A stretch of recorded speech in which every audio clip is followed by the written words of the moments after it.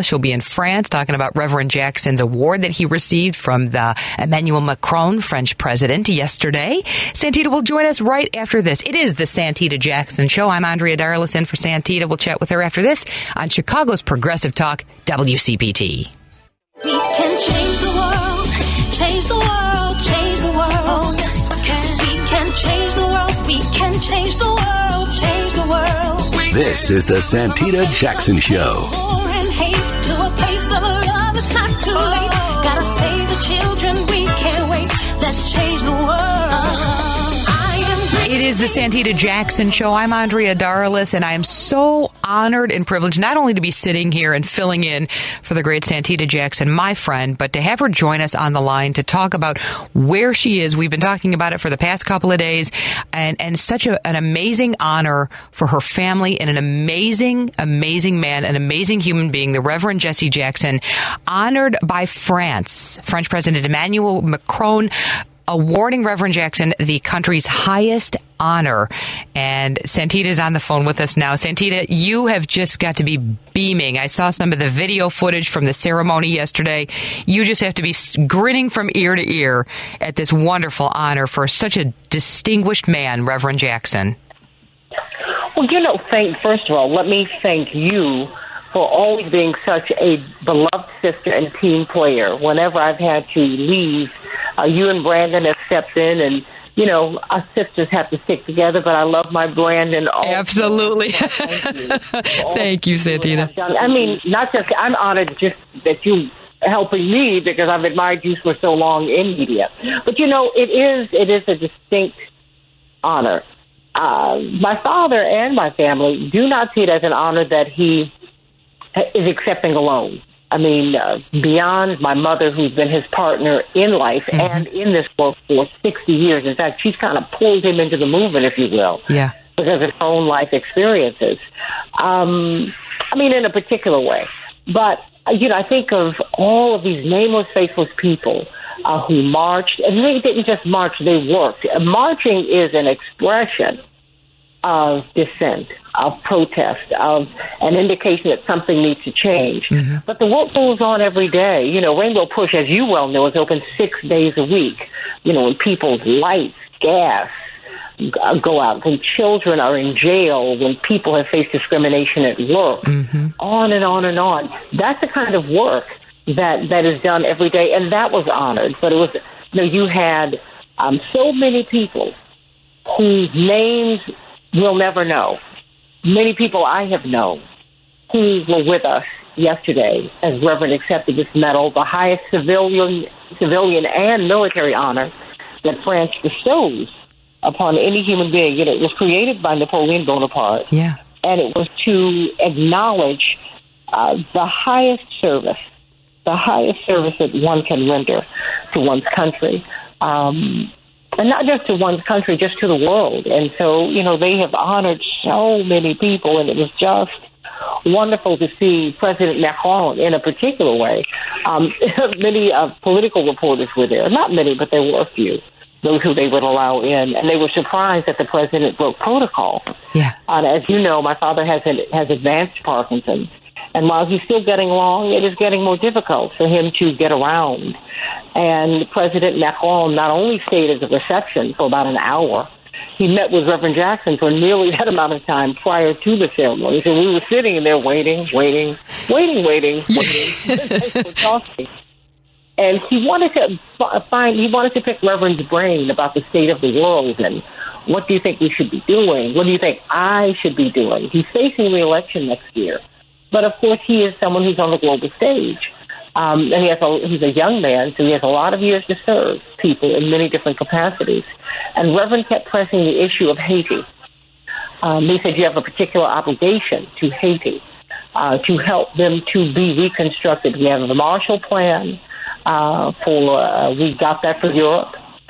Constructed by all white men. And in fact, when we were viewing the Tour de France, Andrea, we were in the room where they created the Marshall Plan. Of course, it was signed in Washington. But just to see all of that, the city is there's so much history.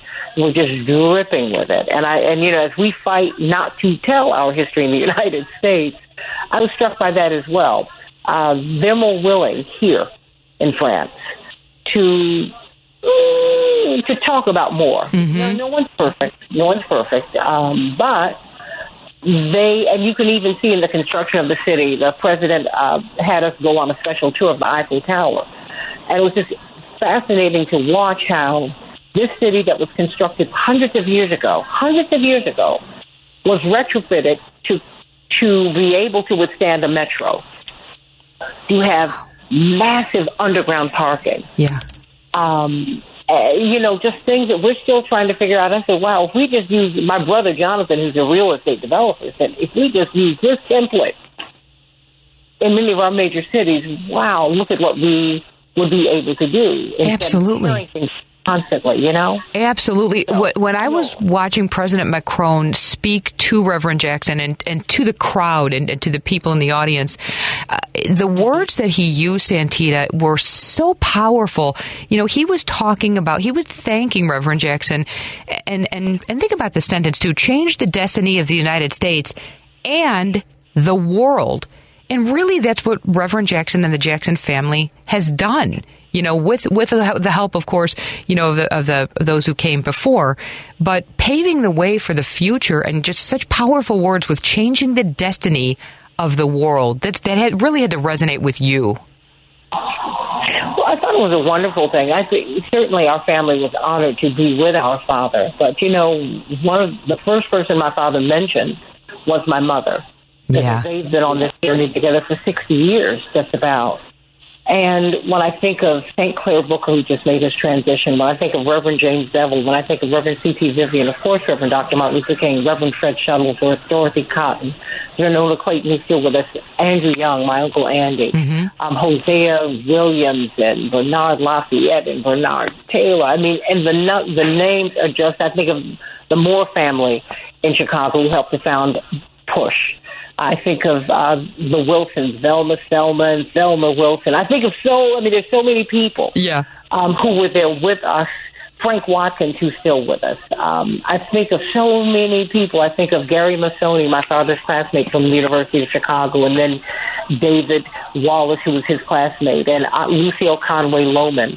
And I was struck when I was watching the president speak to Reverend, because it's almost as if it was a very intimate setting, and of course it was in the presidential palace, the Elysee Palace, which was fabulous, right?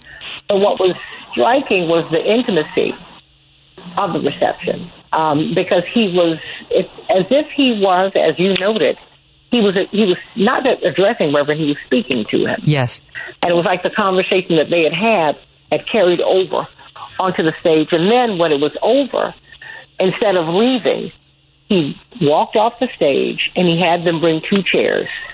And in this tremendous, Cynthia Barlow, who's one of the few women in the United States who owns her own investment brokerage, who's with us, very, very wonderful, wonderful supporter.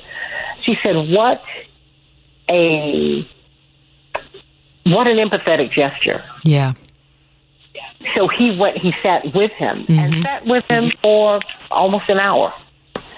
And we will see him once again before we leave. But the reception here has been tremendous. And oftentimes, you receive honor, away from home that you don't receive at home. But, I feel the love of Chicago, and we feel Chicago with us. The west side, the south side, the north side, the suburbs, the tri-state area, the United States. I think that all that we are and are not, and all that we seek to be, was honored yesterday when Reverend was bestowed the rank of Commander of the Legion of Honor. How wonderful. And when the French President, Macron, called Reverend Jackson a great friend of France and very popular in France, not just in France, all over the world, but specifically in France. And I don't know if a lot of people know this. I was in high school at the time, but the Reverend Jackson's impact on the United States, on France, on the world was...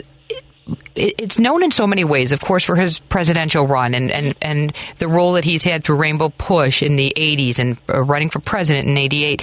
But the story that resonates most with me is when I was in high school in the 90s, and Reverend Jackson, the role that he played in freeing several French hostages. This was during the Gulf War. Yes. And he referenced it, and I'm so glad he did, Santita, because the younger generation, through no fault of their own, they just don't know the story, of how Reverend Jackson freed the hostages, and nobody else could do it at the time. Well, I think, and they don't know the story of how Reverend ran for president in the first place. Yeah. He had already been in public service 20 years.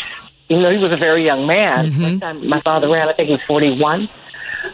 He and my mother had been in public life, had been in public service 20 years already. And so he was not unknown to France. In fact, by the time we were in the late 70s, he was one of the 3 most admired men in the world, along with the president and Billy Graham in the Gallup poll. Mm-hmm. So his record of activism. I went to the World Youth Festival in Cuba in 1978. I was 14. I was about to turn 15. Yeah. And telling my age, and I had a birthday this weekend, it was wonderful to be here for that. Yeah, happy birthday, by the way. Oh, girl, thank you so much. But I'm grateful for yet another day. Yes. I lost one of my best friends in life who didn't make it to 50. I think she was 52, and I'm going to be burying her on Monday. Oh, but God, I'm so sorry. Lived a full life. God bless you, Candace. And the thing is, as I look at his record of work, it is, you've got the diaspora now who are in France.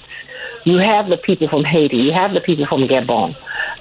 You have, because we've been here so many times, my brothers, because the only one of us who's not here is Congressman Jackson, but Jonathan, Yusuf, Dr. Jackson, my baby sister, who's got every degree known to mankind. Right. We were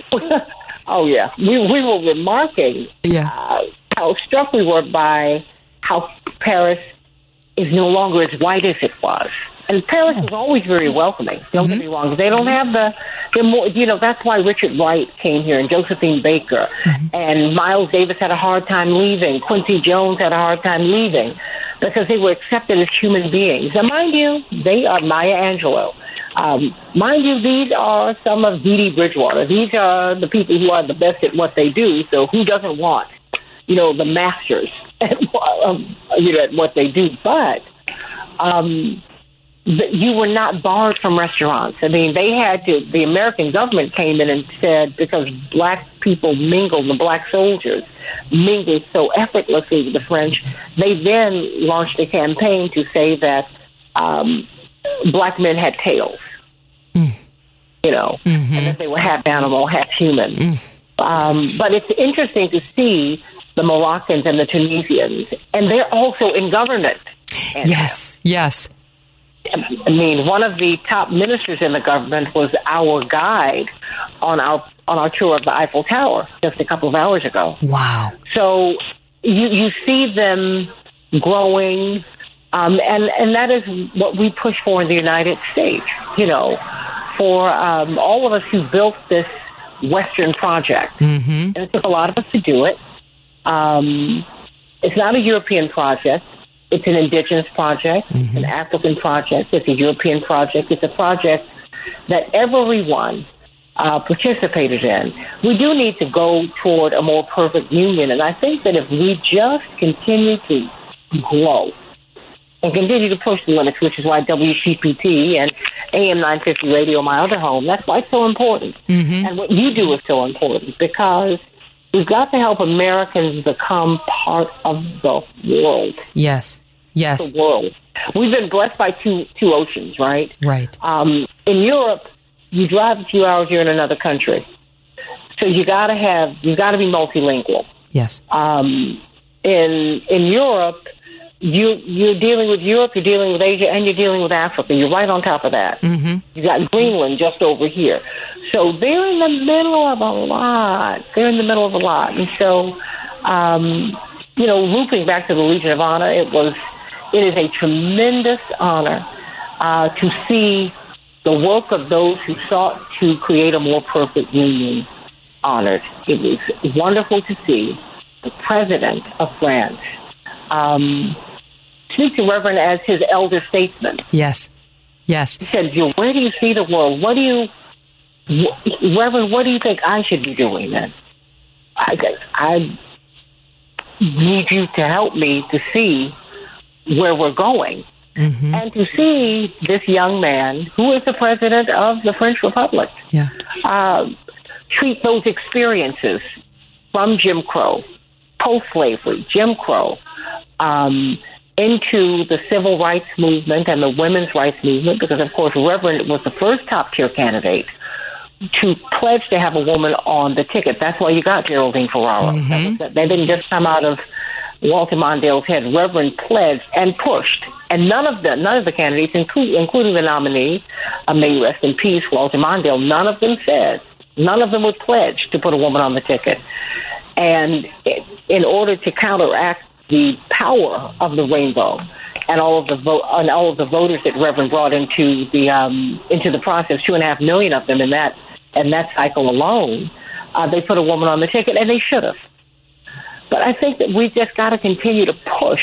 Yes, Andrea. Yes, we've got to continue to push, and you see that the pushing inspires people all over the world, and I think that's what brought tears to my eyes yesterday. I said all of these people who are marching, and not just marching, but are going from door to door, doing wellness checks, door to door, getting people registered to vote, people fighting to enfranchise every American, not exclude Americans, not look for false reasons to exclude people from the vote.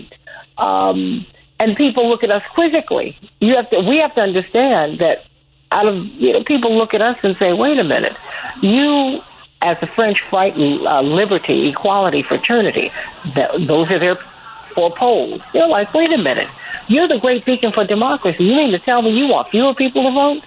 What? Yeah, it makes no sense. And your platform, and Reverend Jackson's, has always been, and Dr. Dennis Deere says this all the time too, Santita, equity versus equality. Both. We need both equity and equality for everybody, and it's so moving and so powerful. And I think a sign of respect too, Santita, that the French president sat with Reverend Jackson separately while you were all patiently waiting. But to be in a room with Reverend Jackson, and I've had the privilege of doing that on many occasions, but to be in a room one-on-one with him or with just a few select people, it's like a history lesson. When I hear Reverend Jackson and Chancellor Jones from the U of I, my boss, talking about life pre-civil rights movement, in the 40s and in the 50s and prior to that, it's like a history lesson. So I like the fact that President Macron sat with him and asked him, teach me, I want to be a part of this movement. Mm-hmm, absolutely. And these great men, including your boss, have so much to teach us, and great women, our parents. What did you experience, Mom, Dad? Tell me about it. And I think that we owe it to ourselves to ask the questions, because there's a lot that we do not know. Mm-hmm. Mm-hmm. There's so much that we don't know, and there's so much that we need to know if we're going to go forward and grow up. That was the thing for me. Jim Crow makes us who we are. Mm-hmm. Women not having the right to vote until 1920, that makes us who we are. Right. The indigenous people and their genocide, that makes us who we are, looking for these indigenous children in these residential homes, in these residential colleges, these high schools where we were trying to Europeanize indigenous people in Canada and in the United States. Secretary Holland is looking for the kids in the United States. We have mass graves here too in the United States. Mm-hmm. There, here, I'm in Paris, but America is always with me. We have to grow up and acknowledge who we are, all of us, all of it.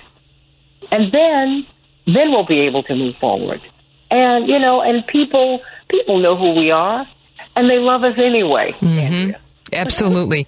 So that's why he went through the Jim Crow South and all that you've seen, Reverend. And yet you're pushing for a bigger, better world. Right. A more expansive view. And then Reverend, for his portion, said, Haiti. And he looked at him and he said, President Macron looked at Reverend and said, you really have a heart for, he said, you really love the poorest of the poor. Yeah. He's getting France's highest honor and is thinking of other people. The poorest of the poor. Absolutely. This is the poorest nation in our hemisphere. And so that was really, it's been a very humbling experience. And, of course, you've been with me and my whole WCPT and AM 950 radio family. Everybody's been with me. But like I said, when I think of Hazel and Esther Thompson and the Moore family, all of these people, Katie Pinkins, all these folks, my pastor, Reverend Clay Evans, and the Fellowship family, and Reverend Parsons, and Reverend Thurston, and Reverend Meeks, and Reverend Ashley, and Reverend Hatch. I just think of everybody, and of course Mark and Matt and Paul and everybody, and you. Santita, I think of that's why we're here. We are so proud of you, so proud of Reverend Jackson, and you alluded at the very start, Santita, your mom, who's been with Reverend the entire journey, literally the wind beneath his wings. So we thank you and Reverend Jackson, and please give everybody a hug. Enjoy the celebration. It's just, we love you. You're in our hearts, and please safe travels home. I love you, and thank you for just being such a beloved sister. Really, thank you. Thank you, Santita. An absolute jewel, and I treasure you. Me too. You are wonderful. Be safe. Give Reverend and your mom a big hug, and we'll see you very soon. We'll see you in a couple of days. Blessings. Absolutely. Thank you, Santita. So we love you. That's the great Santita Jackson. It is her show, of course. I'm Andrea Darlas in for her for just a couple days. She'll be back in her rightful place as soon as she gets back from France. And congratulations again to Reverend Jackson for the highest civilian and military honor in France, the Legion of Honor Award that Reverend Jackson just received. If you have a chance, if you haven't seen it, go online, just do a quick Google search. I think we have a link on our website as well, WCPT820am.com, and you can see some of the ceremony where Santita was describing how the French president literally put a chair next to him, and he was speaking to Reverend Jackson and the crowd. So it's just a very, very moving and powerful